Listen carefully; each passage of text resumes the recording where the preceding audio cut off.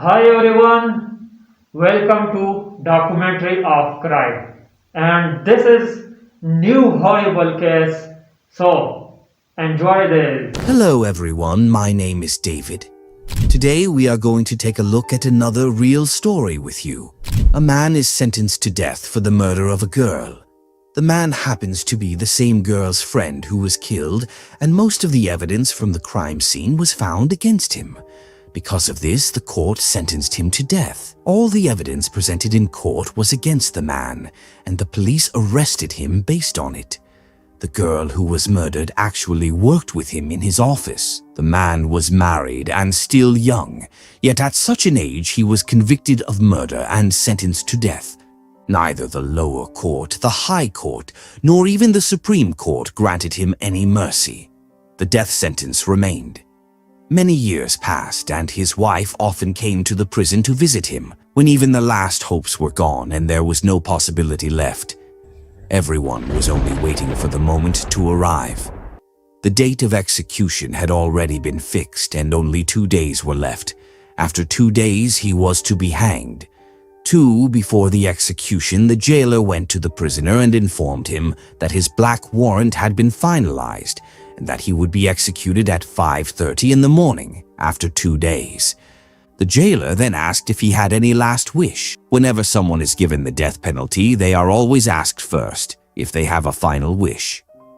They usually fulfill such requests, as it is a legal tradition and custom carried out in an official way.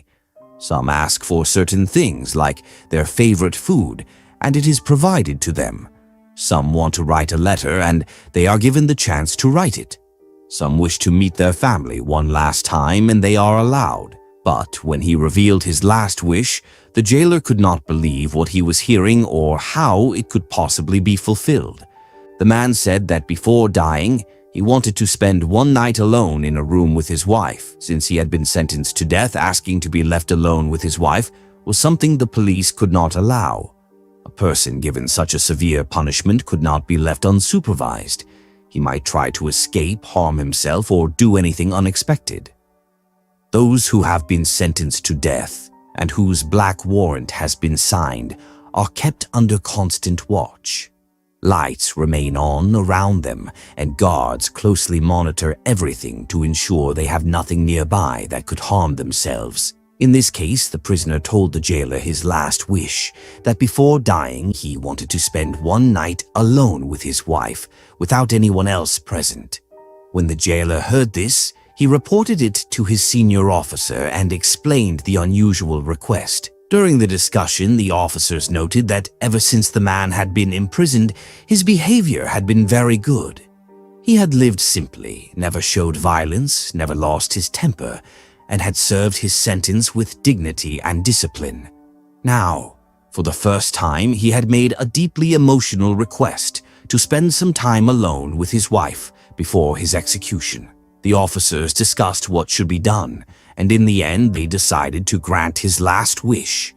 He was told that his request would be fulfilled, but first his wife had to be informed, and if she agreed, then it would be allowed. The message was sent to his wife, telling her that her husband wanted to spend time with her before his death, and asking if she was willing. She became emotional, began to cry, and said, "What could be greater for me than spending one last night with my husband before his execution?"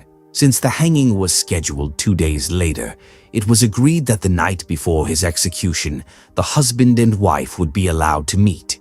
The wife accepted. The jail authorities gave their approval, and arrangements were made in a separate room of the jail for them to spend the night. Because they were husband and wife, no cameras could be placed in the room, as it would be morally wrong. At the same time, they also could not be left completely unsupervised. If anything went wrong, the entire prison administration would be held responsible. If there was any trouble, if he escaped, if he harmed himself, if he committed suicide, or if he tried to hurt his wife, it would become a very serious matter. The police were debating what to do when they got an idea. Since cameras could not be installed, they decided to place an audio recorder instead. This way they could hear whatever was being said inside. If at any point it seemed like the man was planning to harm himself, they could intervene and save him. They agreed this was a good solution. A video camera would have been inappropriate since it was a husband and wife, but an audio device could at least capture their conversations. So, before nightfall, an audio recorder was set up in the room, allowing the guards to listen from outside. After this arrangement, the wife was brought into the room where her husband was waiting. Now the husband and wife were in the room and the audio device had been switched on. It had already been tested to ensure the voices could be heard. They entered, cried together, and at first spoke about ordinary things, family matters, asking about everyone. For a while, the conversation seemed normal, and the officers listening assumed nothing unusual would happen. But after some time, the entire topic of conversation suddenly changed. The jailer and his colleagues, who were listening closely, were shocked by what they began to hear. The tone of the discussion completely shifted. All of a sudden, the wife asked her first question, "Why did you kill that girl? Did you have some kind of relationship with her?" When she asked this question, the man began to cry heavily. He said, "I've told you before, I didn't kill her. No one listened to me. I shouted. I pleaded with the police. I kept saying it, even in jail." The jailer also remembered that from the very beginning he had been saying I am innocent. Then he said nobody believed me because all the evidence was against me. The fingerprints and other things found in the room where she was last seen were all mine. That's why no one listened. But no one actually saw me killing that girl. There isn't a single witness who can say they saw me commit the murder. Still, I was given the death sentence. Then his wife said, "All right, tell me the whole story of what really happened. Because after you were arrested, we barely had a chance to talk about it. Tonight we have the whole night, and maybe it's our last night, so I don't want to carry any burden on my heart. I want to know for sure whether you really killed her or not." His wife said, "You tried telling everyone the truth, but no one listened. Now tell me. I will listen to you, and I will believe what you say." He replied, "All right, I'll tell you the whole story." Then the husband began to share. He said, "In the village where I lived, I had a close friend. We used to go to school together, then to college together. Later, by coincidence, we both decided to move to the same city to find jobs. When we arrived in the city, we looked for work, and by fate, just like in school and college, we both ended up getting jobs in the same company. Now both of us were working in the same company. There was a girl there, though I don't know why. She liked me a lot. Whenever she got the chance, she would come and talk to me. If I brought food from home, she would eat from my lunchbox and share hers with me. She was beautiful too, and gradually our friendship grew very close. My friend and I were still together, and since we often shared a rented room, he used to tell me, "Introduce me to that girl. She only says hi or hello to me, but with you she talks so much." I told him, "How can I make her your friend? These things happen naturally between people." But he insisted, saying, "No, you should introduce me. I also want the same kind of friendship with her that you have." And whenever we went home together or did anything, he always asked me, "Will you make me friends with her or not?" I kept telling him, "You talk to her yourself. Slowly, your friendship will also grow." But I always used to say that our friendship was very good and very clean. There was no kind of romantic love in her heart for me, and neither was there any such feeling in my heart for her. For me, she was simply a close friend, and we shared everything with each other. One day, she suddenly said, "On the next holiday, I'll definitely come to your place. I'll even bring food that my mom has cooked for you. This way, we'll get to talk and we can eat together." I told her, "All right, come." That Sunday was a holiday. Before she came, I cleaned the entire place. I thought to myself, she shouldn't feel like we live in such a dirty way. So I tidied everything up before she arrived. But that day, my friend had to go somewhere on Sunday, so he left. I was alone at home. Then she came. After she arrived, I realized I had forgotten to bring a few things. I asked her to sit in the room and told her I'd be right back. I went to the market, and by the time I returned, maybe 45 minutes later, I walked inside and saw her body lying on the bed, blood everywhere. I was so shocked and terrified. I went near her, thinking maybe she was still alive, that I could take her to the hospital. I touched her body, shook her, but there was no life left. While I was still panicking, not knowing what to do next, my friend suddenly entered the room. He saw the scene and immediately shouted, "What have you done?" Within moments, neighbors who had heard the commotion rushed in. Someone called the police. The police came, took her body to the hospital, and arrested me. They also took my friend with them, but by nightfall he was released and I was kept in custody. The police said, "You were the only one in the room, so you committed the murder."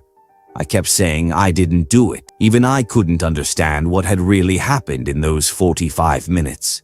I had no idea who came into the house after I left, who killed her, or what exactly took place. To this day, I don't know. But when the police collected all the evidence, of course my fingerprints were everywhere. I had given her water, I had touched things in the room, I had cleaned the house earlier, so naturally my prints were on everything. That's why all the evidence went against me. And since I was the last person seen with her, the police arrested me believing I was guilty. He then told his wife, "What I'm telling you is the truth." His wife replied, "All right, I believe what you're saying, but tell me, who do you think could have come to the house in those 45 minutes? Is there anything that makes you suspect someone? Because if you are truly innocent, then someone else must be the real killer." He said, "I myself don't really understand, but one thought keeps coming to my mind again and again. I never told anyone because I don't have any proof. The day before that girl was supposed to come, I had told my friend at night that she would be visiting, so I needed to clean the house. He showed a lot of interest and asked, 'Oh, really? Around what time will she come?' He asked me all those details. The next morning, just before the time she was supposed to arrive, my friend told me he had some work and was leaving. I told him, 'Stay a little while, you can meet her.' But he insisted, 'No, I have something very urgent,' and left. The night before, he had been very curious and kept asking, but in the morning he suddenly left. Then, strangely, right after everything happened, only about 5 minutes later, my friend suddenly appeared inside the house. I couldn't understand this because he had said he would return in the evening, but he came back immediately at that very moment. When I was near her body trying to check if she was alive, he entered, and as soon as he shouted, neighbors rushed in and called the police. So, the only suspicion I have in my heart is whether my friend was somehow behind it. But I have known him since childhood, and I can't imagine he would ever commit a murder. He said, "He is my very good friend. How could he trap me in a false case?" But still, these thoughts keep troubling my mind. Because if it wasn't my friend who killed her, then who else could it have been?